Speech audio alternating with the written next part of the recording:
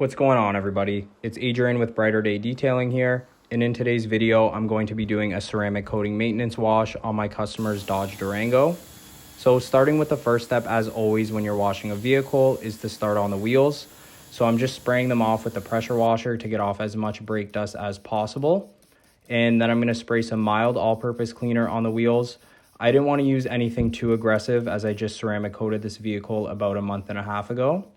So I'm going to scrub the tire with a tire brush, and then I'm going to move on to agitating the face of the wheel with my boar's hair brush to lift off all the brake dust that's been sitting on the wheel.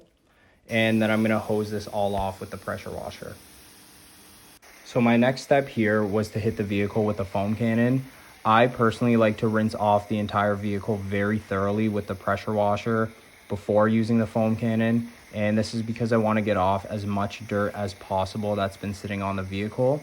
I find that this helps reduce and minimize any sort of, possible scratching and swirling that can be done when you're washing the vehicle. It's less dirt going in and out of the buckets and less dirt going in and out of your wash mitt. I let this sit for about 1 to 2 minutes before rinsing it off very thoroughly. And then moving into my 2-bucket method to wash the vehicle. So washing each panel one at a time, I'm just going to rinse out the wash mitt every couple passes.